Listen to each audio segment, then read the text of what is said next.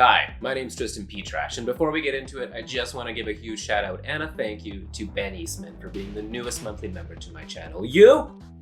Yeah, you. Come here. You're awesome. Well, it's officially the holiday season. I swear it was fall a week ago. So I figured I'd show you how to make what is not only an impressive looking holiday appetizer, but probably the first technically skilled thing I ever learned to cook.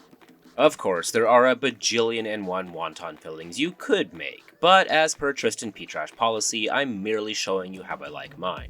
So I'll be using lean ground pork. This recipe is by no means complicated, it's actually incredibly simple, and best of all, cheap to make. We'll start by thinly slicing some green onions. Because these are going into small little wonton packages, you want to go pretty fucking thin with your slice. Alternatively though, you can just go back over it with your knife and mince them up a bit. In classic French cuisine, you have what's called mirepoix, consisting of onion, carrot, and celery. It becomes the basic building blocks for flavoring in dishes. In Asian cuisine, you have green onion, ginger, and garlic. Basically speaking, as long as you add these three things into a dish, it's probably gonna taste good, regardless of what else you put into it. For the seasoning, I'm adding some Shaoxing wine. This is totally optional and you could sub white wine or sake instead. Soy sauce, sesame oil, kosher salt, freshly cracked black pepper, and a sauce that I've become a little bit obsessed with as of late, Toban Djan, fermented spicy chili bean paste. The last thing we'll need is 1 egg to bind everything together and keep the mixture juicy. Slap a glove on and give everything a very thorough mix. If you can easily form a ball with your hand that you can move around and doesn't lose its shape, you're good to go. We'll be doing the wontons two ways, both fried and boiled, and nothing goes better with a crispy fried wonton than some good old-fashioned sweet and sour sauce. Pineapple juice is definitely the best here, but in absence of that, apple or orange juice with a splash of lemon juice works great. To that, add ketchup, brown sugar, soy sauce, white vinegar, and a splash of water. Give everything a good mix, then place over medium-high heat and bring to a simmer.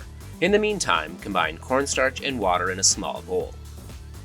While stirring, slowly add the cornstarch slurry. Then continue to cook for another 30 seconds or until the sauce thickens. Totally optional, but if you want the classic Chinese takeout obscene red color, add 1 to 2 drops of red food coloring. The sauce will thicken a bit more as it cools, but as long as it passes the spoon test, you're good to go. Wonton wraps are pretty easy to find at most stores generally, and they're usually under $2 a pack. Set up a station consisting of the wraps, the meat mixture, a small bowl of water, and a parchment-lined baking sheet. Probably the hardest part of making wontons is sometimes the wraps can be a bit of a pain in the ass to separate. Alright, so for the technique, take a wrap and place it in the palm of your hand, then spoon about a teaspoon's worth of the mix into the center, patting it down into a rough ball shape. Wet your fingers and apply water to all 4 edges of the wrap. They should be damp but not soaked. Fold over in half until the 2 points meet and seal firmly. Then seal the remaining 2 sides. This is your basic rudimentary wonton shape. But to make the perfect shape for fried wontons, lightly wet the 2 tips. Then using your middle finger, push back into the center while pulling the 2 sides together.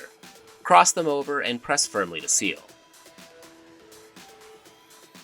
Since it's basically a big scoop on either side, it forms 2 nice shovels for scooping up all that sweet and sour sauce. Like I said, perfect. Now for the soup wontons. Fill, fold, seal, and wet the tips like the first 2. But this time, wrap the 2 ends around your thumbnail, then press firmly to seal. It's at this point you're probably asking, is there a benefit to this shape for soup wontons? And the answer is of course, nope. I just like them. There are an endless amount of ways to fold wontons, so as always, you do you. Making wontons can definitely be a bit tedious and time-consuming, but what makes the entire process less painful is to literally do them while watching TV. Set up your station right on your coffee table and pass the time by binge-watching your favorite show, like maybe one about a guy with a rocking beard who makes pretty cool Asian food on YouTube. It's at this point you can freeze all of the wontons on the tray, then transfer them to a zip-top bag. They'll stay good in the freezer for 3 to 6 months. But I'm hungry now. To deep fry them, heat 3 to 4 inches of canola oil in a heavy bottom pot over medium-high heat to 340 degrees Fahrenheit. Work in batches, you definitely don't want to overcrowd the pot. The wontons will almost double in size. Then just fry until golden brown and the inside has reached an internal temperature of 150 degrees Fahrenheit. Then lay them over some paper towel to dry and season with kosher salt. To boil the wontons, boil them. Again, until they've reached an internal temperature of 150 degrees Fahrenheit, and they're firm but springy. At this point, they can be added to soup or served with a light broth.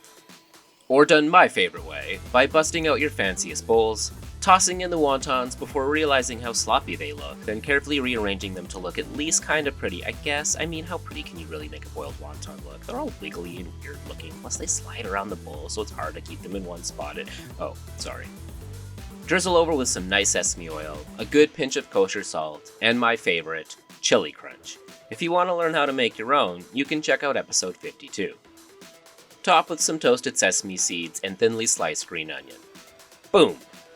Toss the fried wontons into the other bowl, fill your fanciest dip bowl with some sweet and sour sauce, nestle it into the center, and hit it with a pinch of toasted sesame seeds.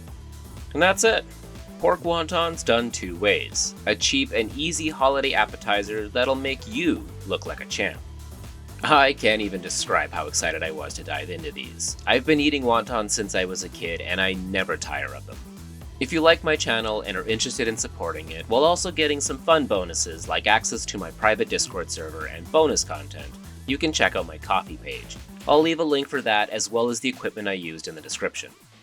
And if you've made it this far, consider hitting those like and subscribe buttons so you can see more episodes like this each and every Wednesday. Thanks for watching, and stay awesome.